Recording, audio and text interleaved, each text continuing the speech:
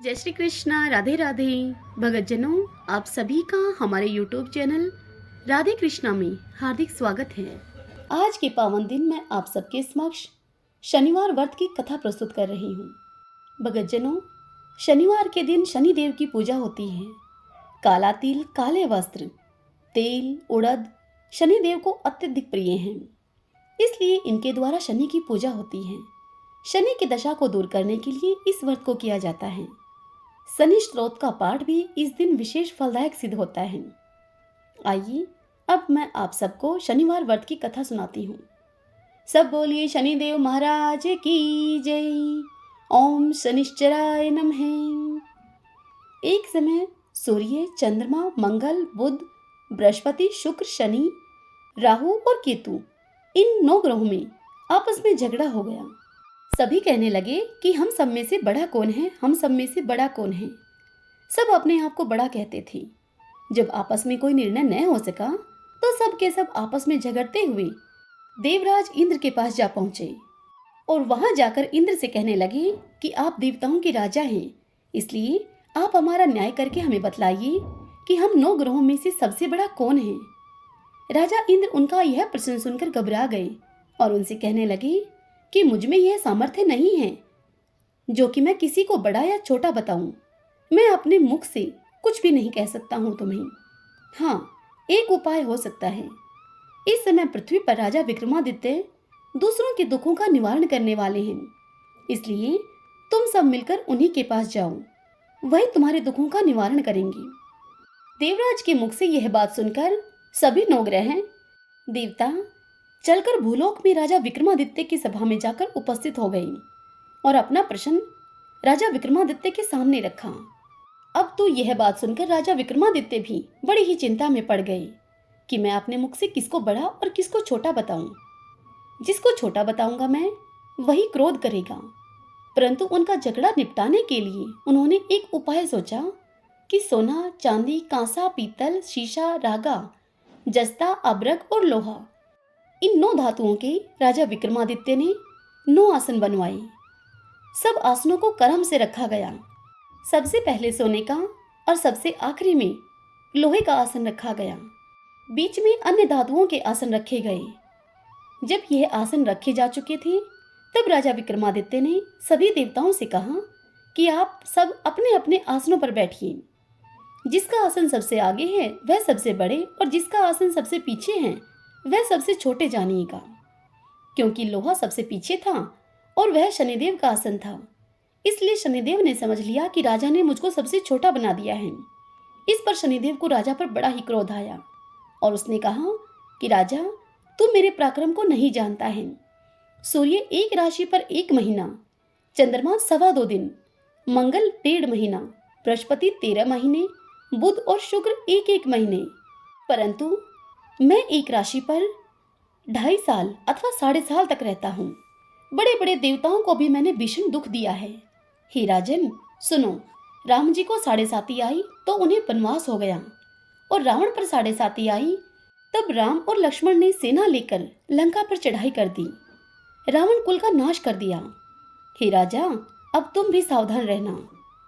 शनिदेव की यह बात सुनकर राजा विक्रमादित्य उनसे बोले, जो कुछ भाग्य में लिखा होगा वह देखा जाएगा। उसके बाद अन्य ग्रह तो प्रसन्नता पूर्वक अपने अपने लोक को चले गए, परंतु शनिदेव बड़े क्रोध के साथ वहां से गए। कुछ काल व्यतीत होने पर जब राजा को 7.5 की दशा लगी तो शनिदेव घोड़ों के सौदागर बनकर अनेक सुंदर घोड़ों के सहित राजा की राजधानी में आए। जब राजा विक्रमादित्य को इस बात की खबर मिली तो राजा ने अपने अश्वपाल से कहा कि अच्छी अच्छी नस्ल के घोड़े खरीद लो। अब अश्वपाल राजा की इस आज्ञा को सुनकर घोड़ों के उस सौदागर के पास आया। अश्वपाल ने अच्छी नस्ल के घोड़े देखकर जब उस सौदागर से उनका मूल्य पूछा तो मूल्य को सुनकर सौदागर के मुख से वह अश्वपाल चकित रह गया और यह समाचार उसने तुरंत ही राजा को दिया। राजा उन घोड़ों को देखकर एक अच्छा सा घोड़ा चुनकर उस पर सवारी के लिए चढ़ गए। अब राजा जैसे ही उस घोड़े की पीठ पर सवारी के लिए चढ़े, वह घोड़ा जोर से भागने लगा और भागते भागते राजा को लेकर वह घोड़ा एक घनघोर जंगल में जाकर राजा को वहां छोड़कर अंतर्ध्यान हो गया। इसके बाद राजा अकेला ही उस जंगल में भटकता फिरता रहा। उस जंगल में भटकते हुए राजा को बहुत देर के बाद भूख और प्यास से दुखी होकर भटकते भटकते एक ग्वाले ने उनको देखा। उस ग्वाले ने राजा को प्यास से व्याकुल देखकर उनको पानी पिलाया। राजा की उंगली में एक अंगूठी थी। राजा ने वह अंगूठी निकालकर प्रसन्नता से उस ग्वाले को दे दी और शहर की ओर चल दिए। राजा शहर में पहुंचकर एक सेठ की दुकान पर जाकर बैठ गई और अपने आप को उज्जैन का रहने वाला तथा अपना नाम वीका बताया। सेठ ने उसको एक कुलीन मनुष्य समझकर जल आदि पिलाया। भाग्यवश उस दिन सेठ की दुकान पर बिक्री बहुत अधिक हुई। तब सेठ ने उसको भाग्यवान पुरुष समझकर भोजन कराने के लिए अपने साथ लेकर अपने घर चला गया। भोजन करते समय राजा ने वहां पर एक आश्चर्यजनक बात देखी। राजा ने देखा कि खूंटी पर हार लटक रहा है और वह खूंटी कुछ समय के पश्चात उस हार को निगल रही है। भोजन के बाद कमरे में आने पर जब सेठ को कमरे में वह हार नहीं मिला तो सबने यही निश्चय किया कि उस कमरे में इस वीका के सिवा कोई नहीं आया, अतः अवश्य ही इसी ने हार को चुराया है। जब सेठ ने वीका से पूछा हार के लिए, तब वीका ने कहा कि हार मैंने नहीं लिया है। इस बात पर 5-7 आदमी इकट्ठे होकर उसको फौजदार के पास ले गए। फौजदार ने उसको राजा के सामने उपस्थित कर दिया और कहा कि ये वीका नाम का आदमी तो भला ही प्रतीत होता है, चोर मालूम तो नहीं होता, परंतु सेठ का कहना है कि इसके सिवाय और कोई हमारे घर में आया ही नहीं, अवश्य ही चोरी इसी ने की है। तब राजा ने आज्ञा दी कि इसके हाथ पैर काटकर चौरंगिया बना दिया जाए। राजा की आज्ञा का तुरंत पालन किया गया और वीका के हाथ पैर काट दिए गए। इस प्रकार कुछ काल व्यतीत होने पर उस वीका को एक तेली अपने घर पर ले गया और कोल्हू पर बिठा दिया उसे। वीका उस पर बैठा हुआ अपनी जबान से बैल को हाँकता रहा। शनि की दशा जब समाप्त हो गई और एक रात को वर्षा ऋतु के समय पर वह मल्हार राग गाने लगा। उसके राग और गाने को सुनकर उस शहर के राजा की कन्या उस राग पर मोहित हो गई और दासी को खबर लाने के लिए भेजा और कहा कि हमारे शहर में यह कौन गा रहा है, तुम पता करके आओ। दासी सारे शहर में फिरती फिरती क्या देखती है कि तेली के घर में एक चौरंगिया राग गा रहा है। दासी ने महल में आकर राजकुमारी को सारा वृत्तांत सुना दिया। बस उसी क्षण राजकुमारी ने अपने मन में यह प्रण कर लिया कि चाहे कुछ भी हो जाए, मुझे उस चौरंगिया के साथ ही विवाह करना है। प्रातःकाल होते ही जब दासी ने राजकुमारी को जगाना चाहा तो राजकुमारी अनशन व्रत लेकर पड़ी रही। तब दासी ने रानी के पास जाकर राजकुमारी के न उठने का सारा वृत्तांत कहा। रानी ने तुरंत ही वहां जाकर राजकुमारी को जगाया और उससे दुख का कारण पूछा। तब राजकुमारी ने अपनी माँ से कहा, माँ, मैंने यह प्रण कर लिया है कि तेली के घर में जो चौरंगिया है उसी के साथ मैं विवाह करूंगी। तब राजकुमारी की माता ने कहा कि पगली, यह क्या बात कह रही है, तेरा किसी देश के राजा के साथ विवाह किया जाएगा। राजकुमारी कहने लगी कि माँ, मैं अपना प्रण कभी नहीं तोड़ूंगी। तब उसकी माता ने चिंतित होकर यह बात राजा को बताई। तब राजा ने आकर अपनी बेटी को खूब समझाया और कहने लगे कि मैं अभी देश देशांतर में अपने दूत भेजकर सुयोग्य, रूपवान एवं बड़े से बड़े गुणी राजकुमार के साथ तुम्हारा विवाह करूंगा। ऐसी बात तुमको कभी नहीं सोचनी चाहिए। तब राजकुमारी अपने पिता से बोली, पिताजी, आपके कहने से मैं अपने इस प्रण को त्याग दूंगी, परंतु किसी दूसरे से विवाह मैं कदापि न करूंगी। इतना सुनकर राजा ने क्रोध में भरकर अपनी बेटी से कहा कि पुत्री, तेरे भाग्य में ऐसा ही लिखा है तो तेरी जैसी इच्छा है तू वैसा कर। तत्पश्चात उस राजा ने तेली को बुलाकर कहा कि तेरे घर में जो चौरंगिया है उसके साथ मैं अपनी कन्या का विवाह करना चाहता हूँ। यह सुनकर तेली ने राजा से कहा कि राजा जी, यह कैसे हो सकता है, कहाँ आप हमारे राजा और कहाँ मैं नीच तेली। फिर राजा ने कहा कि भाग्य में लिखे को कोई नहीं टाल सकता, तुम अपने घर जाकर इस विवाह की तैयारी करो। राजा ने उसी समय तोरण और बंधनवार लगाकर अपनी राजकुमारी का विवाह चौरंगिया विक्रमादित्य के साथ तय कर दिया तथा समय अनुसार उनका विवाह संपन्न हो गया। रात्रि को जब विक्रमादित्य और राजकुमारी महल में सोए तो आधी रात के समय शनिदेव ने विक्रमादित्य को स्वप्न में दर्शन दिए और कहा, राजन, कहो मुझको छोटा बतलाकर तुमने कितना दुख उठाया।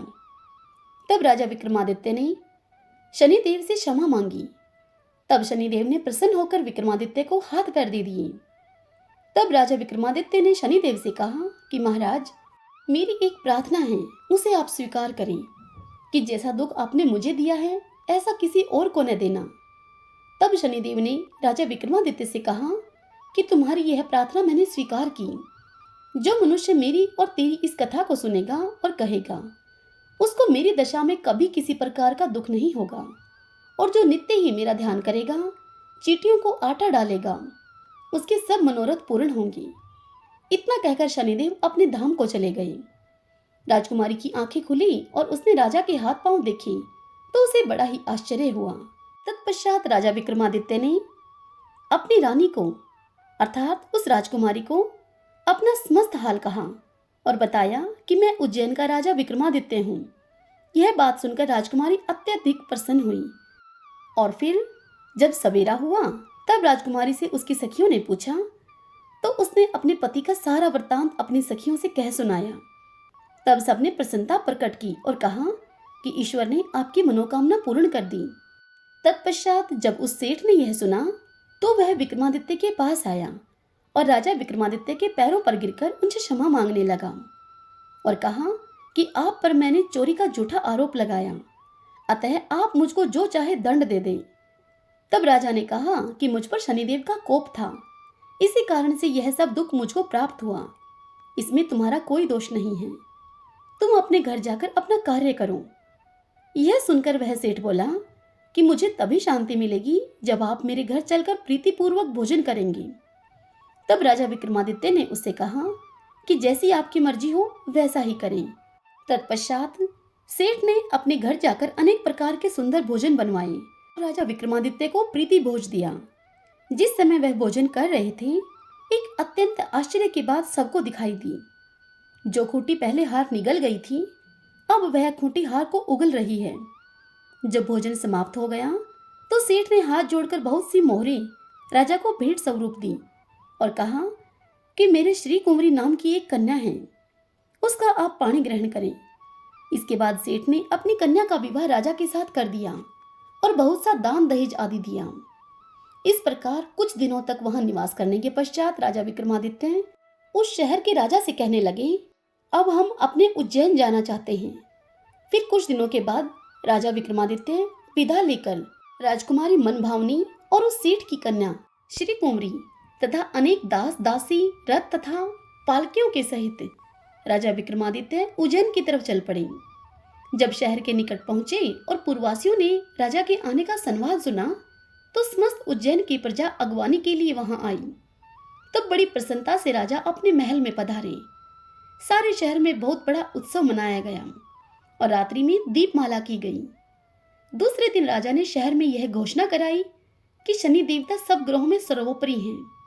मैंने इनको छोटा बताया था, जिस कारण से मुझको यह दुख प्राप्त हुआ। इस कारण सारे शहर में सदा शनिदेव की पूजा और कथा होने लगी।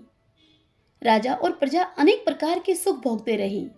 जो कोई शनिदेव की इस कथा को पढ़ता अथवा सुनता है, उस मनुष्य के शनिदेव की कृपा से सब दुख दूर हो जाते हैं।